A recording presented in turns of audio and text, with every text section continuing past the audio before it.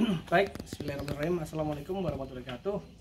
Salam safety buat teman-teman. Ini di channel kami, channel YouTube Diklat K3 Diguna. Hari ini coba kita akan mengulas sedikit terkait dengan yang namanya K3. Karena ada yang sempat nanya, Pak, K3 pelaksanaan K3 keselamatan dan kesehatan kerja ataupun yang kita kenal dengan HSE, Health, Safety and Environment, di perumahan itu seperti apa sih? Baik, yang pertama ini cara rumah itu jadi gini, rumah itu dibangun berdasarkan etika dan estetika, ya, etika dan estetika. Yang pertama tetap nah ini contoh, ini adalah kenapa sih kita harus ada namanya ini namanya ruang terbuka hijau. Jadi dalam pelaksanaan K3 itu kita mengedepankan aspek dimana aspek environmental. Nah, aspek environmental ini yang mengatur adalah Undang-Undang Lingkungan Hidup, ya, dari Kementerian NH. Salah satunya adalah adanya ruang terbuka hijau. Nah, ini ruang terbuka hijau salah satu fungsinya adalah untuk, karena udaranya adalah penyumbang, ya, tanaman adalah penyumbang oksigen, ya, oksigen. Walaupun kalau penyumbang oksigen terbesar itu kalau salah dalam ilmu lingkungan adalah plankton, tumbuhan-tumbuhan di laut, ya. Jadi laut itu karena besarnya 70%, maka itulah yang menyumbang oksigen terbesar di bumi ini. Tapi kita harus tanaman tanaman, ya, ini sebagai pasangan ruang terbuka hijau atau RTH. Paling enggak kita dengan nanam pohon kita sudah menyumbang adanya oksigen yang ada, cuma rumput kemudian, ya. Nah, kemudian fungsi yang lain itu adalah bahwasanya dengan ruang terbuka hijau ini kita bisa ini sebagai ruang tempat edukasi anak, tempat hiburan anak, kemudian tempat untuk jemur pakaian dan lain-lain. Nah, itu yang di depan sebagai ruang terbuka hijau. Ayo kita masuk. Nah, kemudian karena di perumahan itu lebih banyak kita ruangan sempit dan kita masih kebanyakan sih kalau mobil ini sebenarnya memang sudah dari kebutuhan, ini udah masuk kebutuhan pokok, ya, mobil itu sekarang di zaman sekarang beda dengan era tahun 90-an.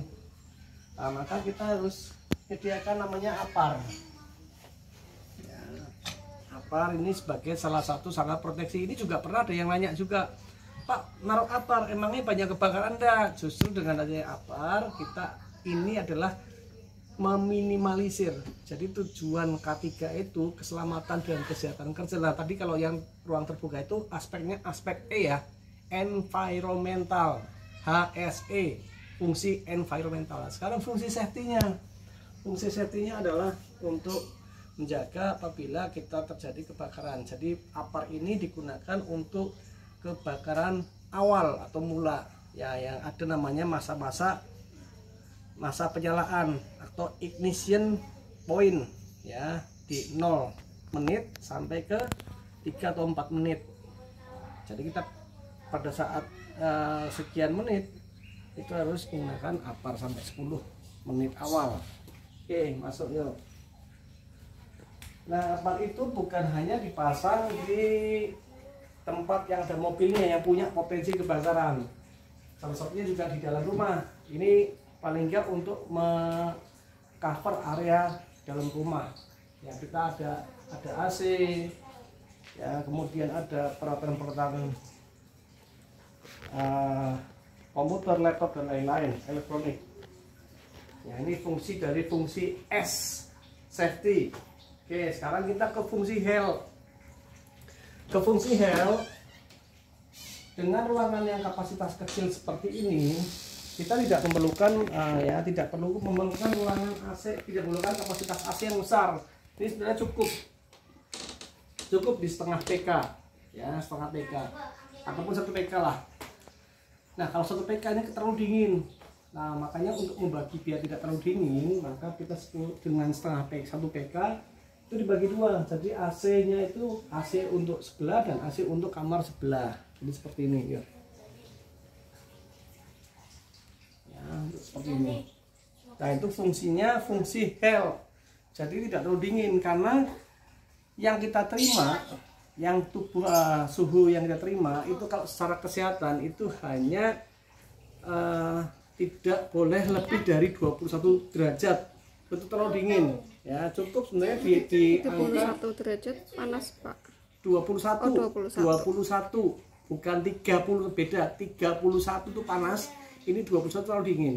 Dan tubuh secara aturan kesehatan itu sebenarnya bagusnya hanya di angka 26 derajat, itu sudah sejuk, sudah adem lah, tidak perlu panas ya, atau 24.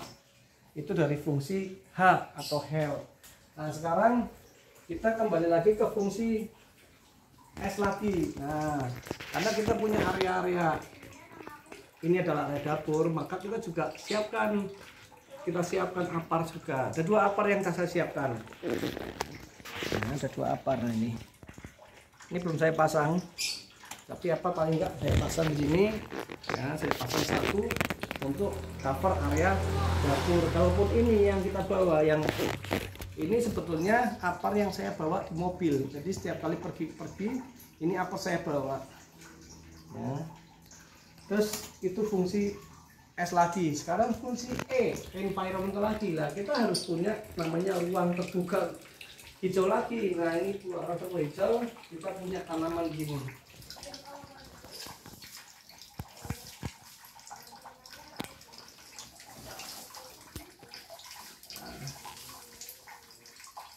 Kita punya tanaman lagi di sini, fungsinya juga untuk fungsi untuk membuat oksigen, dan kita membuat lubang ini fungsinya buat sirkulasi udara ya, buat sirkulasi udara dari depan ke belakang naik ke atas. Ini juga fungsinya untuk sirkulasi mesin AC juga ya. Jadi itulah teman-teman.